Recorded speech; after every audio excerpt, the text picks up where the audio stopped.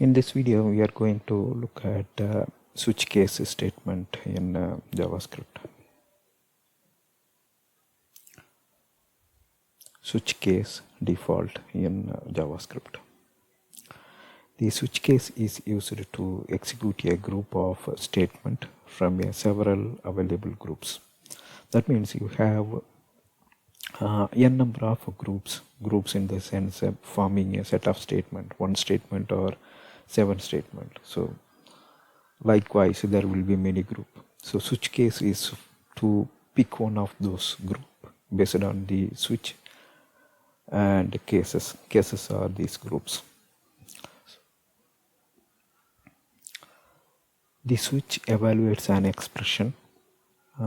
Since we are saying it evaluates an expression, it can be a single variable or it can even be an expression or a function call that returns some value. The expression will be compared with case literals. So switch will be the condition. So the condition evaluates an expression into some constant literal. It can be an integer or string.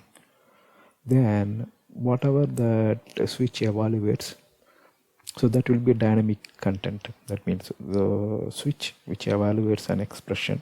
So according to runtime condition, the evaluated value may change. So let us say the evaluated value as an integer. So it can be 5 or it can be 10 or it can be 20. So the runtime decides what is the value evaluated by the switch. Then in the case, we make a comparison. So here case is actually literals. That means we specify the constant. So the dynamic part is in the switch that evaluates an expression. Then it maps, try to match with the constant case literals specified within the switch. Switch block. We can say switch block in the sense. So once we state a switch keyword, then we specify a condition, then after we open a curly braces. After that we will place multiple case literals. Inside the case literals we group the statement. The final statement will be break in that group. Right, when a match occurs, the group of statement within that case will be executed. So first the order will be like switch expression will be evaluated, then it is matched against the case literals, and when a match occurs in the case literal, then the statement which is placed under those case literals will get executed. When there is no match, the default case will be executed. So usually case comes with a literal and there is one special case which is a default. So the switch evaluates an expression and that expression cannot be matched with any case literals, then the control goes to the default case.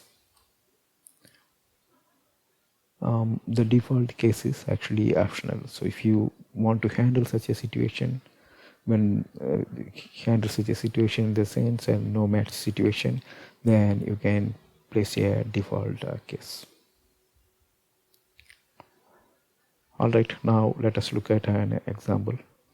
Here is the skeleton of our HTML and there is a heading, and if you see here in the script we declared a variable number with a value 2.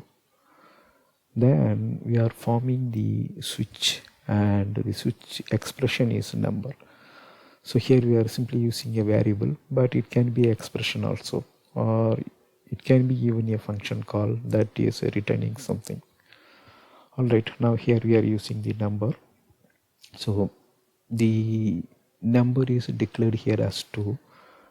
At runtime it can vary if we make a call to some function and we store that in a number, right? So this is the dynamic part. Switch number, the number will be dynamic part, but here in our case it will be always 2, but in real world the number varies according to the program condition or runtime condition, right? So that's the switch. Next we specify our case statement. Here we are saying when the number evaluates to 1 execute the block of statement. That means document.write1 break. So that's the block here for case 1. Similarly, for case 2, there is a 2 statement that forms a group. Then for case 3, there is 2 statement that forms a group. Here if you see, when we say group of statement, this is what we are calling it as a group of statement. So the first group is placed under case 1, the second group is placed under case 2, third group is placed under case 3. So when match does not happens in these 3 cases, then we put our default case block. So if we see, the number variable is an integer, that's what we are storing. Then inside the case we are spelling it out. So when the number is 1, we are stating it as ONE. When it is 2, we are stating it as TWO, likewise. And when there is no match, like so for example, if number is 5, it will not match. So it comes to the first case, since it is 1 doesn't match with 5, 2 doesn't match with 5, 3 doesn't match with 5, and we don't have any other case block, so it goes to the default. So this default block is absolutely optional. So if you need, you can keep it, and if you don't want to handle any default, then you can skip that part.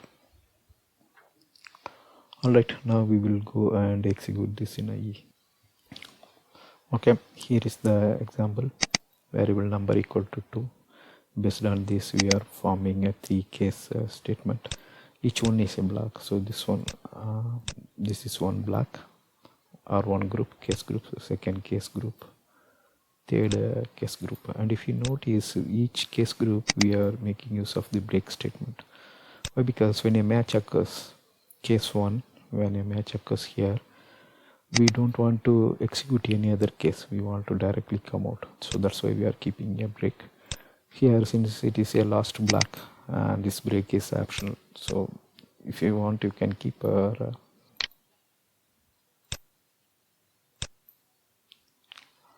so since the number is 2, it printed 2, and if you want to change it as 7, then it goes to number not found. So the default part it will go. So it says that number not found. That's all here in this video. Thank you for watching. Bye.